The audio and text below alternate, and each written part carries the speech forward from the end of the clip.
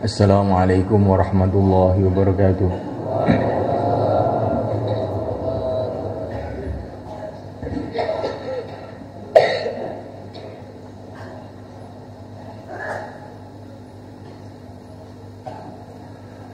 Innal hamdalillah nasta'inuhu wa nastaghfiruhu wa nu'minu bihi wa natawakkalu 'alaihi wa na'udzu bihi min shururi anfusina wa min sayyiati a'malina man yahdihillahu fala mudilla lahu wa man yudlil fala hadiya lahu asyhadu an la ilaha illallah wahdahu la syarika lah wa asyhadu anna sayyidana wa maulana Muhammadan 'abduhu wa rasuluh. Allahumma salli wa sallim wa barik alaihi wa ala alihi wa ashabihi wattabi'ina lahum ila yaumil qiyamah.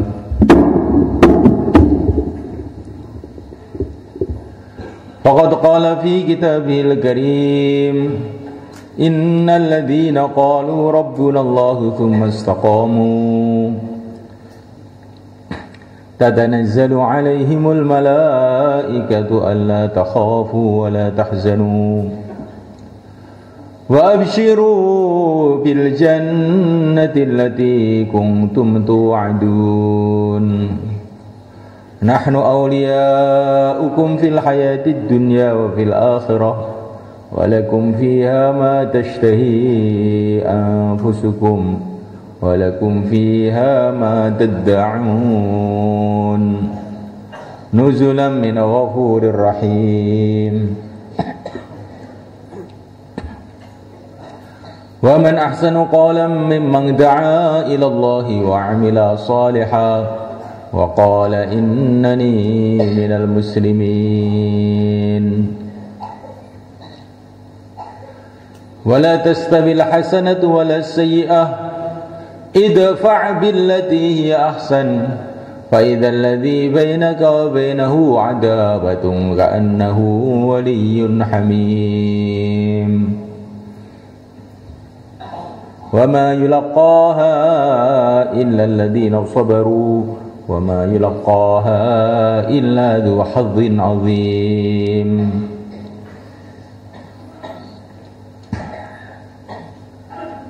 Hadirin yang dimuliakan Allah SWT, 100 tahun yang lalu tidak ada seorang pun di antara kita yang ada di dunia ini. Dan 100 tahun yang akan datang, insya Allah juga tidak ada seorang pun di antara kita yang masih tinggal di dunia ini. Maknanya kita di dunia ini waktunya sangat singkat.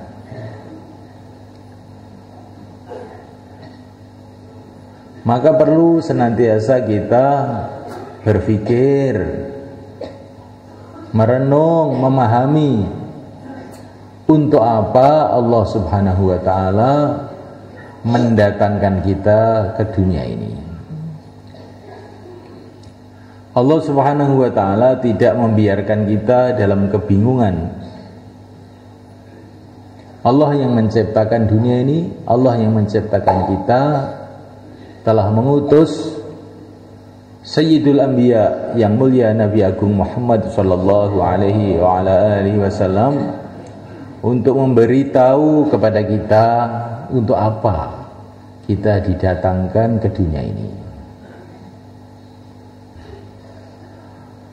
Baginda Nabi telah menjelaskan bahwa kita didatangkan oleh Allah ke dunia ini untuk diuji dengan beberapa tugas.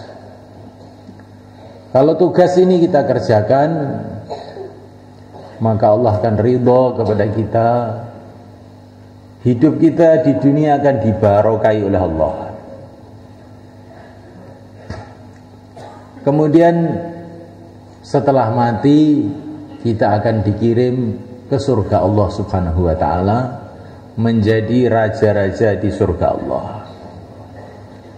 Istana-istana dari intan, dari emas, dari berlian telah disiapkan di sana. Sungai-sungai dari susu, dari madu telah dialirkan di sana. Bidadari-bidadari telah berhias diri untuk menyambut kita. Para malaikat pun sibuk menyiapkan persiapan-persiapan besar untuk kedatangan kita di surga. Kita akan selamat selama-lamanya, bahagia selama-lamanya, mulia selama-lamanya, bebas dari segala masalah. Apa yang kita inginkan Allah akan kasih berlipat-lipat. Walakum fiha ma tashtahi anfusukum walakum fiha ma tad'un. Apa yang kamu suka Allah kasih, apa yang kamu minta Allah akan beri. Wa ridwanum minallahi akbar. Ridha Allah lebih besar dari segala-galanya. Ini kalau kita menjalankan tugas. Kalau kita tidak menjalankan tugas yang Allah berikan kepada kita, maka Allah akan jadikan kehidupan kita di dunia ini sengsara, ma'isyatan dongka, kehidupan yang sempit, yang sumpek. Walaupun rumahnya besar, sawahnya luas, duitnya banyak, tapi Allah akan jadikan kehidupan kita ini dongka, sumpek. Nah.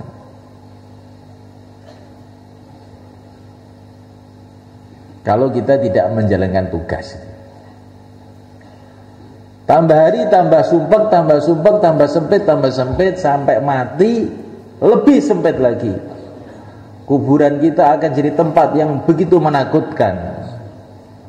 Kemudian tidak ada tempat bagi orang-orang yang tidak menjalankan tugas ini kecuali tempat-tempat yang penuh dengan kesengsaraan, kesusahan selama-lamanya. Kalau dia tidak menjalankan tugas 100%, maka dia akan celaka 100% selama-lamanya. Kalau dia masih mati dalam iman, maka dia akan dihukum menurut kesalahannya. Kalau tidak diampuni oleh Allah atau mendapatkan syafaat dari Rasulullah SAW. Semoga Allah ampuni kita semua. Hadirin dimulakan Allah Ta'ala, tugas itu apa? Yang pertama kali, kita sebagai hamba Allah, sebagai makhluk Allah, tugas kita yang pertama adalah beribadah kepada Allah, menghambakan diri kepada Allah. Wa ma khalaqatul jinna wal insa illa liya'budun. Tidaklah aku ciptakan jin dan manusia kecuali supaya mereka ini beribadah. Ini tugas kita yang pertama. Dan tidak mungkin orang itu ibadah kalau belum kenal kepada Allah. Maka tugas yang pertama adalah kenal kepada Allah. Itulah iman. Maka para ulama mengatakan, awal wajibin alal insani ma'rifatul ilahi bistiqani. Kewajiban manusia yang pertama adalah mengenal Allah dengan mantap, dengan yakin. Kalau orang itu sudah mantap, yakin bahwa yang berkuasa hanya Allah, yang menentukan hanya Allah, maka pasti dia siang dan malam akan beribadah kepada Allah, tunduk kepada Allah. Inilah tugas kita yang pertama. Setelah mengenal Allah, beribadah. Dan ibadah yang paling tinggi adalah sholat. Maka bagi orang yang berpikir sholat ini perkara yang penting sekali, para ulama mengatakan kalau kamu ingin tahu derajat kamu, pangkat kamu di sisi Allah, lihatlah pandangan kamu kepada sholat. Kalau kamu itu memandang, menganggap sholat itu perkara yang penting, berarti kamu ini orang penting di sisi Allah. Kalau kamu menganggap sholat ini perkara yang besar, kamu itu orang besar di sisi Allah. Kalau kamu itu menganggap sholat itu biasa aja, maka kamu itu orang biasa. Kalau kamu meremehkan sholat, man hanat alaihi sholah fahuwa indallahi ahwan. Barang siapa yang meremehkan sholat, maka dia orang yang remeh di sisi Allah. Di orang iman ini sholat ini perkara yang penting banget ini. Datang waktu sholat, nggak ada yang dipikir selain sholat. Gawat darurat, karena ini panggilan Allah. Hayya 'alas shalah, hayya 'alal falah. Marilah sholat, marilah menuju kemenangan, kesuksesan. Maknanya kesuksesan kamu itu dalam menghadap kepada Allah ini. Hai petani-petani yang ada di sawah, hayya 'alas shalah, hayya 'alal falah. Kesuksesan kamu kalau kamu menghadap kepada Allah, bukan kalau kamu menghadap kepada sawah. Menghadaplah sekarang kepada yang menciptakan sawah, jangan menghadap kepada sawah. Ini sholat waktunya. Hei pedagang-pedagang yang ada di pasar, kamu ingin sukses, sholat. Hei pejabat-pejabat yang ada di kantor-kantornya, di istana-istananya, hei raja-raja yang ada di istana-istana, kamu ingin sukses, hayya 'alas shalah, hayya 'alal falah. Jalannya kamu sholat. Walaupun kamu punya istana, punya dunia dengan segala isinya, tetapi kamu tidak mau menghadap kepada pencipta dunia ini, kamu celaka, gagal, hancur kamu. Ini kewajiban manusia yang pertama. Hai orang-orang miskin, kamu jangan sedih dengan kemiskinan kamu. Kamu ingin sukses, ini dibuka pintu Allah. Datanglah kepada Allah dengan sholat. Hai orang-orang sakit, kamu tidak usah sedih dengan sakit kamu. Kamu ingin sukses, menghadaplah kepada Allah. Kalau Allah sayang kepada kamu, cinta kepada kamu, kamu masuk surga, tidak akan sakit selama-lamanya. Hei orang-orang kaya, kesuksesan kamu bukan di dalam kekayaan. Walaupun kamu kaya bagaimana, kalau kamu hubungannya buruk dengan yang maha kaya, dengan Allah subhanahu wa ta'ala, kamu akan menyesal dengan kekayaan kamu. Kekayaan kamu akan jadi bara api saja. Hayya 'alas shalah, hayya 'alal falah. Dah, kalau sudah hayya 'alas shalah, hayya 'alal falah ini sudah tinggalkan segala urusan sholat. Insyaallah malaikat. Insyaallah. Coba kita renungi apa yang kita rasakan waktu sholat maghrib tadi. Biasa saja, kamu masih belum meningkat, berarti masih biasa saja. Kita mohon kepada Allah agar nanti kalau masih hidup sholat isya, sholat kita lebih baik daripada tadi. Kita gembira dengan sholat itu. Bagaimana kalau kita dipanggil oleh presiden untuk menghadap? Ada surat dari presiden, kamu boleh menghadap di istana Jakarta jam 7 pagi. Kamu ingin menyampaikan apa keperluan kamu, proposal kamu, silahkan. Nah, bagaimana gembira kita? Panggilannya hari Sabtu, hari Jumat sudah di Jakarta. Dengan penuh gembira sekali. Ini dibuka pintu untuk menghadap kepada Allah dengan sholat. Dan kita diperintahkan, mintalah, hamilu hawaijakum alal maktubat, atau kama qala Rasulullah sallallahu alaihi wasallam. Kalau kamu punya hajat apa-apa, bawalah dalam sholat fardu. Waktu sujud itu kamu nangis, ya Allah, ya Allah, ya Allah. Udah, pakai bahasa Arab tapi ya Allah, ya Allah. Sudah, kalau nggak bisa bahasa Arab, dalam hati aja. Ya Allah, ya Allah, ya Allah. Allah akan tunaikan, mudahkan hajat-hajat kita sesuai yang paling baik untuk kita. Bukan sesuai mau kita, sesuai yang Allah kehendaki.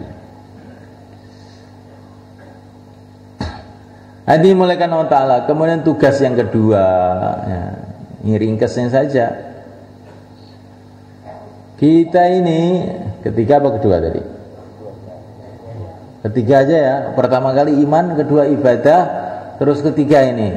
Kita ini disuruh oleh Allah untuk mengikuti kehidupan para nabi. Allah bercerita mengenai para nabi, kemudian Allah berfirman, ulaika alladzina hadahumullah fabihudahum muqtadih. Mereka ini para nabi itu orang-orang yang telah diberi hidayah oleh Allah, ikuti dia. Ciri khas kehidupan para nabi itu setelah imannya kuat, ibadahnya kuat, maka ciri khas yang ketiga, ini ada ciri khas yang ketiga kehidupan mereka itu. Siang malam ngajak orang untuk iman, untuk ibadah. Nah, ini tugasnya yang ketiga. Nah, seluruh para nabi dakwah. Inni da'utu qaumi lailan wa nahara. Nabi Nuh ini doanya Nabi Nuh. Wa qala Nuh Rabbi inni da'utu qaumi lailan wa nahara. Ini ceritanya Nabi Nuh itu dakwah siang dan malam. Setelah dakwah siang dan malam terus doa, Rabbi, hai Tuhanku. Benar. Hai Tuhanku, aku telah mengajak kaumku siang dan malam. Jadi ini katanya para ulama, kalau kamu mau dakwah, kalau kamu mau doa, itu paling baik itu dimulai dengan cerita dakwah di depan Allah. Allah tuh suka kalau ada orang berjuang itu mulaikan. Maka Nabi Nuh itu mau doa itu cerita dakwah dulu di depan Allah. Ya Allah, aku sudah mengajak kaumku siang dan malam. Tambah saya ajak, tambah lari. Tambah saya ajak, tambah lari. Nah, akhirnya doanya diterima oleh Allah SWT. Seluruh orang kafir habis ya, sebab doanya Nabi Nuh. Tapi doa bagaimana? Doa setelah dakwah siang dan malam. Berapa hari? 4 bulan? Bukan, ratusan tahun. Jadi kalau kita ingin doanya kuat, dakwah dulu. Setelah dakwah sampai peok, terus ya Allah, aku telah buat usaha begini. Tolonglah aku ya Allah. Ini maghlubun fantasir. Maka pertolongan Allah akan datang.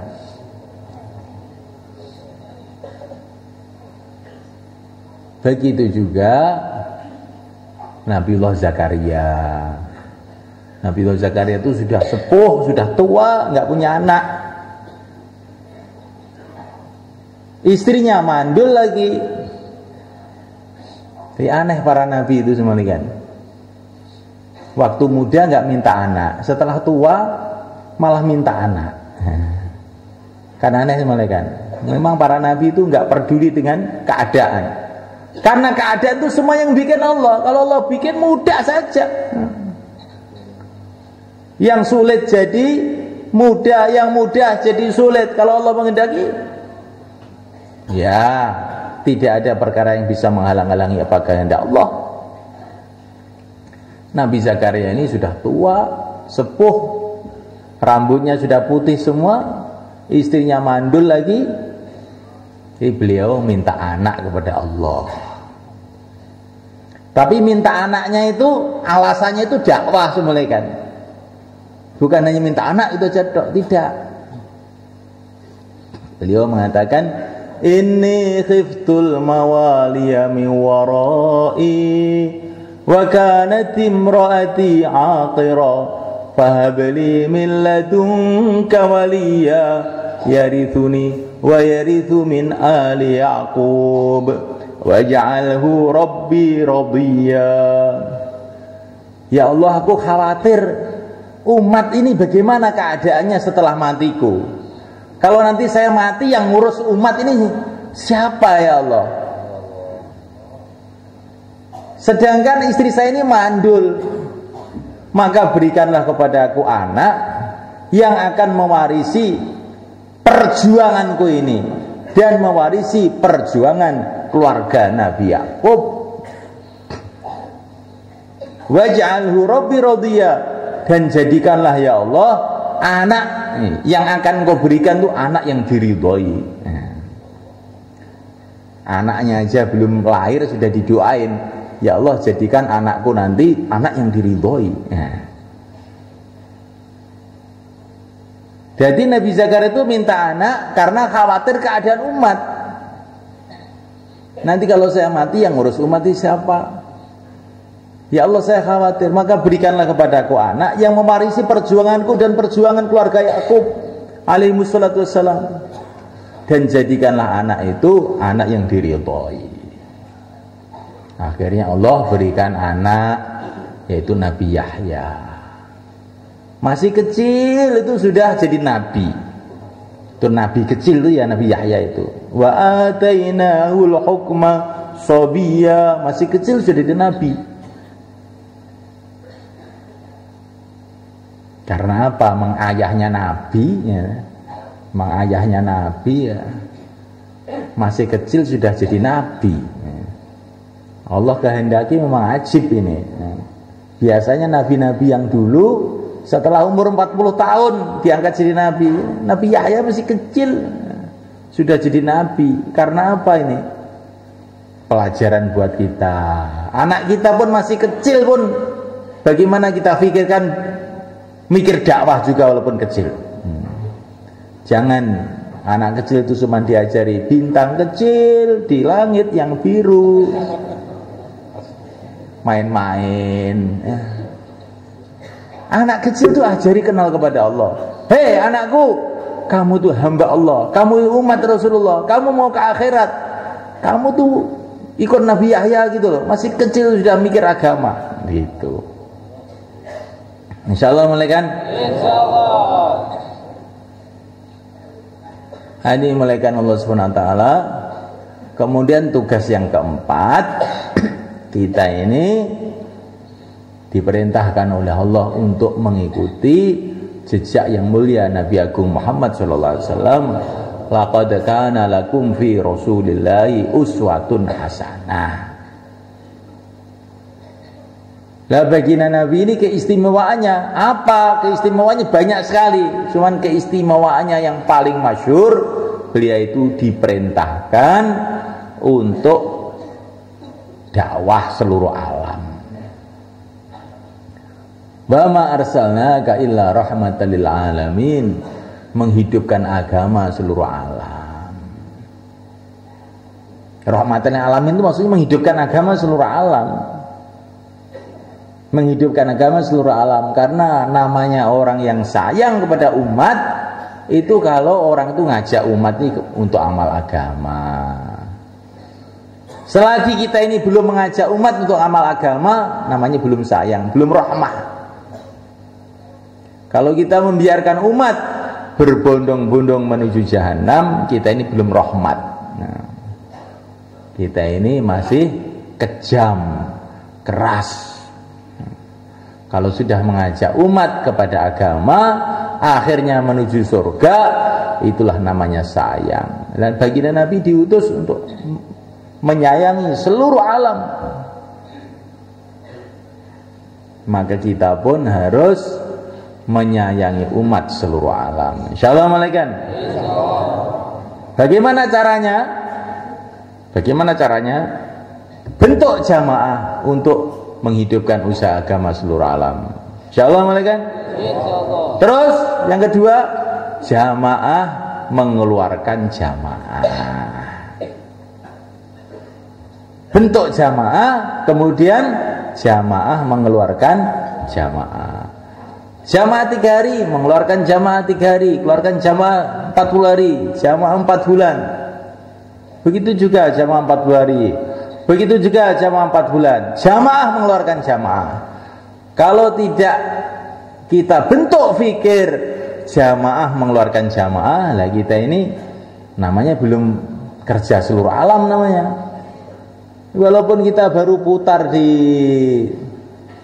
Temboro sekitarnya, Indonesia sekitarnya, tetapi kalau kita ini punya prinsip jamaah keluarkan jamaah, jamaah keluarkan jamaah, berarti kita ini gerak seluruh alam. Di gerak seluruh alam itu caranya mudah banget, tidak susah. Apa? Jamaah keluarkan jamaah. Maka yang mulia Nabi Agung Muhammad SAW ketika sakaratul maut mengeluarkan jamaah. Karena beliau ini sudah dipanggil oleh Allah, sedangkan tugas beliau seluruh alam.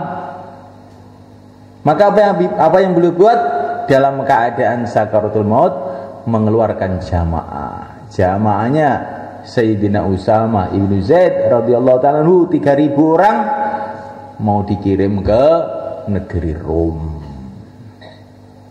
Nah, kita usahakan bagaimana kita nanti mati dalam keadaan mengeluarkan jamaah seperti yang mulia Nabi Agung Muhammad sallallahu alaihi wasallam.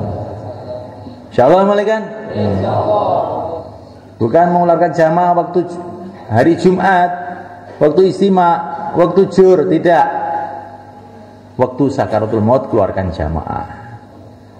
Kapan sakaratul mautnya itu? Mungkin nanti malam, mungkin besok pagi. Jadi hari-hari keluarkan jamaah. Insyaallah malaikat. Karena hari itu, itulah mungkin hari sakaratul maut kita. Kita tidak tahu. Usahakan hari kematian kita ini hari pengeluaran jamaah. Insyaallah malaikat. Kemudian malaikat Allah Ta'ala tadi berapa tadi? Nah, ini yang kelima sekarang ya. Kita ini diperintah oleh Allah SWT untuk mengikuti kehidupan sahabat. Was-sabiqunal awwaluna minal muhajirin wal ansar walladzina ittaba'uuhum bi ihsan radhiyallahu anhum wa radu anhu. Orang-orang yang cepat-cepat masuk Islam awal-awal dari kalangan muhajirin dan ansor, dan yang mengikuti mereka, Allah ridho kepada mereka, mereka ridho kepada Allah. Jadi kalau kita ingin dapat ridho Allah, maka dikasih jalan, ikutilah sahabat muhajirin dan ansor. Sahabat muhajirin dan ansor. Sahabat muhajirin dan ansor itu pusatnya pada waktu itu di Madinah Al-Munawwarah. Ringkesnya kita ini diperintahkan oleh Allah untuk membuat suasana Madinah di kampung-kampung kita. Insyaallah malaikat. Kampung Madinah itu bagaimana? Ini ceritanya banyak, cuman ada kuncinya. Apa orang Madinah yang dipikir apa? Orang Madinah itu seperti orang Temboro, kebanyakan petani-petani. Tapi yang dipikir itu dakwah. Ketika Rasulullah datang ke Madinah, maka yang besar, yang kecil, tua, muda, anak-anak, semua menyambut baginda Nabi. Tala'al badru alaina min thaniyatil wada' wajaba syukru alaina mada'a lillahi da'. Wajib kita syukuran selagi masih ada orang dakwah, katanya orang Madinah. Walaupun beras banyak, kurma banyak, anak banyak, tapi kalau tidak ada orang dakwah, nangis. Walaupun tidak ada beras, walaupun tidak ada duit, ada orang dakwah, wajaba syukru alaina mada'a lillahi da. Wajib kita syukuran selagi masih ada orang dakwah. Ini pikirannya orang Madinah, pusatnya Muhajirin Ansor. Maka kalau kita ini sikap kita seperti orang Madinah, ya nanti kampung kamu jadi Temboro Al-Munawwaroh. Nah. Tapi kalau jamaah datang kamu itu sedih, wah datang lagi orang-orang jenggot ini. Beras sudah habis, datang lagi. Ini saya mau ke kantor ini, nanti suruh nusroh lagi nih. Nah ini nanti bukan jadi Temboro Al-Munawwaroh, jadi Temboro nggak tahu ini Karangabang. Istilah wong Jawa Karangabang, tempat yang buruk. Kalau kita ingin kampung kita menjadi Jongke Al-Munawwaroh, Tembunggungan Al-Munawwaroh, Maspati Al-Munawwaroh, maka rubah sikap kita. Gak ada beras, gak ada duit, gak ada apa-apa, pokok asalkan ada dakwah, syukur aja. Insyaallah malaikat. Karena kalau ada dakwah, agama akan hidup. Kalau agama hidup, duit pun berkah, anak berkah, sawah berkah, dagang berkah, semua berkah.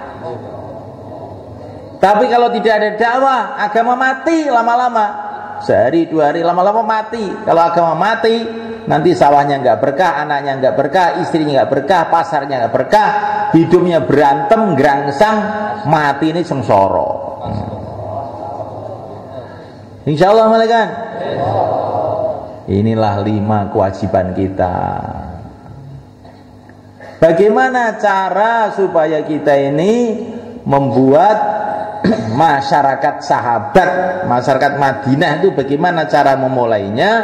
Memulainya dengan menghidupkan amal masjid. Insyaallah malaikat. Bagaimana seluruh umat kita bawa ke masjid. Setelah sampai di masjid, dihidupkan amal masjid. Amal masjid yang pertama apa? Hidupkan suasana, mengajak manusia kepada Allah, untuk mengingati Allah. Ajak manusia ini, tanamkan dalam hati kita, sampaikan kepada seluruh umat bahwa tidak ada perkara yang lebih penting melebihi memperbaiki hubungan kita kepada Allah. Kesuksesan kita hanya kalau kita ini baik dengan Allah. Kalau kita nggak baik dengan Allah, walaupun naik ke bulan pun ke neraka juga. Naik ke bulan, terus turun ke kuburan, masuk neraka. Walaupun presiden, diangkat DPR, setelah itu diangkat ke kuburan, terus masuk neraka. Kalau tidak baik hubungannya kepada Allah. Kumandangkan setiap masjid, Allahu Akbar, Allah Ma'akum. Yang selain Allah kecil semuanya. Bahkan selain Allah itu tidak ada, hanya diadakan oleh Allah. Yang selain Allah itu tidak hidup, dihidupkan oleh Allah. Tidak bisa apa-apa kecuali kalau diapa-apakan oleh Allah. La ilaha illallah. Ini suasana dakwah ini penting oleh kan. Karena manusia ini sebetulnya itu kalau mau mikir itu ya tahu. Tapi manusia itu memang wataknya itu nggak mau mikir. Manusia itu kalau mau mikir itu nggak ada manusia yang ngaku menciptakan langit, bumi, matahari, bulan, nggak ada. Bahkan tidak ada manusia yang mengaku menciptakan dirinya sendiri. Kalau mau mikir mereka itu pasti dia akan merasa saya ini hamba Allah. Tetapi malaikat wa ta'ala, manusia itu mudah lupa. Lah obatnya lupa itu diingatkan. Itulah namanya dakwah, mengingatkan. Dakwah itu bukan memberitahu, mengingatkan. Fadzakir. Nah, sebetulnya yang dibicarakan perkara yang seluruh umat itu ngerti sebetulnya, entah sedikit entah banyak itu. Tapi lupa terus. Nah, kalau lupa terus bagaimana? Diingatkan terus. Seperti itu di sekolahan itu. Semua sudah dikasih tahu 6:30 masuk. Tapi setiap 6:30 mesti ada bel. Padahal itu semua anak-anak sekarang ini semua sudah punya jam semua. Kenapa? Karena itu suka lupa. Kalau nggak ditet itu lupa terus. Dia tetap masih jajan di warung, minum kopi, minum apa, nggak masuk itu. Ya begitu juga semua umat Islam sudah tahu waktunya sholat itu subuh, zuhur, jamnya juga sudah tahu. Tapi kok Allahu Akbar, hayya 'alas shalah, hayya 'alas shalah. Kenapa? Karena kita ini lupa aja terus. Maka karena lupanya itu juga terus-terusan, maka mengingatkannya itu juga terus-terusan. Insyaallah malaikat. Dan mengingatkan orang itu barokahnya kembali kepada diri kita sendiri. Wa man jahada fa innama yujahidu li nafsihi. Kalau orang itu berjuang, barokahnya itu balik pada dirinya sendiri. Orang mau, orang tidak mau itu nomor 2. Yang penting kita mau. Insyaallah malaikat. Kita dakwah orang mau, kita dapat pahala. Kita dakwah orang tidak mau juga tetap saja dapat pahala. Jadi kata para ulama, ini kesimpulan dari Quran, dari hadis ini. Kalau orang itu dakwah, untung terus. Orang mau, orang tidak mau, maka dia dapat pahala. Kalau orang mau, pahalanya banyak. Orang-orang yang beramal setelah dia, sebab dia dapat pahalanya. Kalau orang tidak mau, malaikat, dia tetap dapat pahala. Yastabdil qauman ghairakum fa in tatawallaw yastabdil qauman ghairakum. Kalau kamu dakwah terus, orang-orang tidak mau, nanti Allah datangkan orang lain yang mau. Baginda Nabi dakwah di Mekah, orang Mekah nggak mau, sedikit aja yang mau. Allah datangkan orang Madinah berbondong-bondong. Nabi pergi ke Taif, orang Taif nggak mau. Nabi diusir. Setelah pulang dari Taif di Wadin Nakhil, kampung namanya Wadin Nakhil, tiba-tiba jin-jin pada datang masuk Islam. Nah, kalau manusia nggak mau, makhluk Allah itu masih banyak. Allah datangkan jin-jin masuk Islam. Ini pelajaran kata para ulama. Orang itu dakwah itu orang mau tidak mau itu nomor 2. Yang penting kamu itu mau. Dapat pahala terus. Kalau orang mau kamu dapat pahala berlipat-lipat. Kalau orang tidak mau, Allah akan datangkan orang yang mau. Kemudian malaikat, kalau kita terus dakwah, maka Allah akan hancurkan kebatilan-kebatilan di dunia ini. Kalau mereka nggak mau nerima. Ketika Nabi Musa dakwah di Mesir, maka kebatilan yang dibawa Fir'aun, kebatilan yang dibawa Haman, Qorun, hancur semuanya. Kapan hancurnya Namrud? Bukan setelah dibom nuklir, bukan setelah dibawakan pedang. Setelah Nabi Ibrahim dakwah, Namrud hancur semuanya. Jadi dakwah itu khasiatnya itu mendatangkan hidayah untuk orang yang Allah kehendaki dan akan membawa kehancuran bagi orang-orang ahli batil. Jadi untuk menghancurkan orang ahli batil bukan dengan bom, dengan dakwah. Nabi Musa tidak punya bom, dakwah aja, tahu-tahu Fir'aun delep sendiri. Wis to dakwah terus. Iki ning khasiate iki dakwah. Insyaallah malaikat. Tapi kalau dakwah nggak dihidupkan, walaupun di Makkah Al-Mukarramah timbul preman-preman, Abu Jahal, Abu Lahab dan teman-temannya. Padahal itu dulunya mbah-mbahnya itu wali-wali.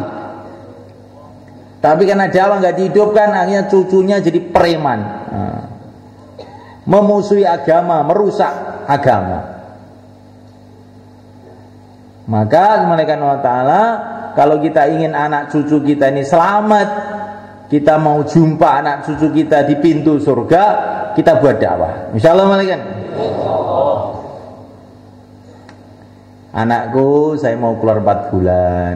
Kenapa Pak? Kau keluar 4 bulan? Supaya usaha dakwah hidup anakku. Nanti kalau usaha dakwah hidup, insya Allah kita akan berjumpa lagi di surga. Cucu-cucu saya, buyut-buyut saya nanti akan jumpa di sana. Tapi kalau kita nggak mau dakwah, nggak hidupkan usaha dakwah, nanti naudzubillah bisa-bisa anak cucu kita ini akan berbondong-bondong menuju jahanam, nggak bisa ketemu lagi. Maka kita pisah sebentar untuk supaya kita nanti mengadakan reuni sak anak cucu di surga. Insyaallah malaikat. Sekarang kan ada reuni-reuni gitu. Kalau nanti hari raya reuni keluarga Kaji Idris, reuni keluarga Kaji Abbas. Nah, kan begitu bisa orang Temboro itu. Kamu pikir reuni di surga belum? Nah, kalau ingin reuni di surga, hidupkan dakwah. Kalau nggak hidupkan dakwah, anak cucu kamu nggak sholat, nggak ada yang datangi. Siapa yang mau mikir orang? Nah, wong mbahnya aja juga nggak mikir. Paknya juga nggak mikir, bapaknya, ibunya nggak mikir. Tapi nanti kalau dakwah ini hidup, nah, anak kamu yang sudah ada di pojokan dunia sana nggak ke masjid, didatangi, assalamualaikum, waalaikumsalam, diajak ke masjid, akhirnya anak kamu selamat, jumpa di surga. Insyaallah malaikat. Malaikat Allah Subhanahu Wa Taala. Inilah tugas kita di dunia ini, malaikat. Untuk kita ini sibuk dalam agama dan sibuk dalam menghidupkan agama. Tugas kita ya ini. Ini bukan tugasnya Pak Kiai saja, bukan tugasnya Pak Ustadz saja, bukan tugasnya orang India, orang Jakarta, bukan. Tugas seluruh umatnya yang mulia Nabi Agung Muhammad SAW. Berarti termasuk tugas kita. Insyaallah malaikat. Maka untuk itu tidak usah diperpanjang pembicaraan. Sekarang ingin pembicaraan ini menjadi kenyataan. Insyaallah malaikat. Nah, kita ingin melihat kampung-kampung hidup agama, masjid-masjid makmur, masya Allah. Di mana-mana orang soleh. Sekarang itu kita mencari pemuda-pemuda soleh susah. Nah, pemuda teler yang ada sekarang. Nah, iya malaikat. Karena apa? Pabriknya pemuda soleh sudah ditutup. Apa pabriknya? Itulah usaha dakwah. Masih ada tapi dikit. Nah, tidak cukup untuk memproduksi yang banyak. Maka kita hidupkan suasana ini malaikat. Insyaallah. Yang mau keluar 4 bulan 40 hari silakan berdiri depan. Taqabbalallah. Monggo Pak. Sing badhe medal sekan wulan sekan dosa dinten, monggo jumeneng ngidul mriki. Monggo taqabbalallah. Syukur monggo.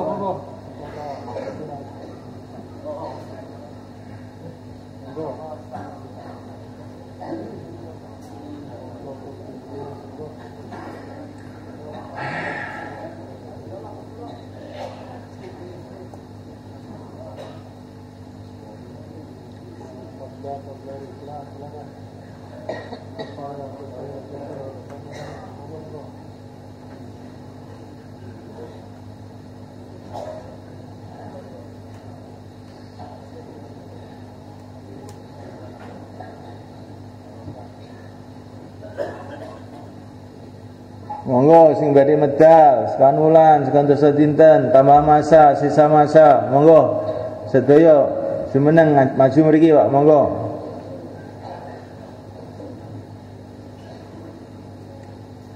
Niki tugas sampean aja ndelok-ndelok wong. Sing dikewajiban yo kowe kuwi. Ya. Ndelok-ndelok masamu iki kok sing wajib wong liya ngono piye? Ya kowe kuwi sing wajib. Nang ngadeg bolak-balik dibayani ya ora bolong-bolong tuh kupinge. Monggo. Niku ki kupinge diuyohi setan. Monggo. Wong nek turu ora nggo cara sunah kupinge diuyohi setan. Nek diomongi malah ndarani si diomongi wong liya, padahal kowe kuwi si diomongi. Ndarani wong liya, syarat mati wong liya apa kowe to jane. Ketoke kowe to dhisik ijen. Monggo. Semeneng monggo. Monggo. Niki kula omong khusus wong Mboro mau nggih. Niki khusus wong Mboro, nek wong lintu Mboro diikram. Wong Mboro iku kudu dipitet irunge. Nggih. Monggo. Mergo wong Mboro niki sedaya ajeng tekan akhirat sedaya, Pak. Nek wong lintu Mboro kan mboten to, Pak. Nggih. Nggih. Lho kok nggih. Piye iki? Iki piye? Akhirat yang wong Mboro no piye? Monggo, jumeneng sinten malih. Saniki sing taskil niat, sing badhe niat negeri jauh kali IPB. Monggo jumeneng mriki lor mimbar niki. Negeri jauh kali IPB, jumeneng ndang cepet ae. Nguatne niat, monggo. Sing wis daftar meleh, monggo. Monggo. Ngono lho sira tok giatno wong ki, aja telatelo. Nggih, monggo. Niki kathah tamu tiyang Malaysia, Pak. Kula cara Jawa mawon kan mboten ngerti nek kula niki muring-muring kan nggih ngerti to. Nggih. Cara Jawa mawon niki, taskile cara Jawa. Bayan Indonesia, taskil Jawa. Pinjo ngerti wong-wong luar negeri. Wong Mboro kok angel-angel men dadi bae. Mboten gampil wong Mboro niki. Monggo semeneng. Lho niki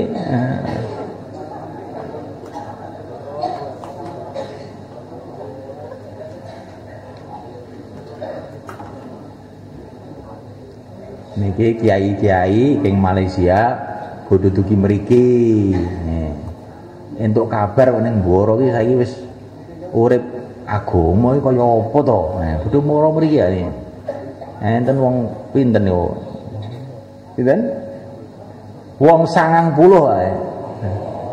Masyaallah iki sampean niku nggih masih urung patah ikhlas ndang ngadeg ana jane apik ben nyemangatne wong-wong niku teng agami. Insyaallah nggih. Aja wong niku nek dijak ning agama iki meneng empane kaya ora patek butuh empeluh. Niku mboten niku ketokne semangate kaya Medina. Nggih, insyaallah nggih. Mbon saniki tiga-tiga sekawan-sekawan sing diaturaken wau dibaleni malih. Monggo. Tiga-tiga sekawan-sekawan.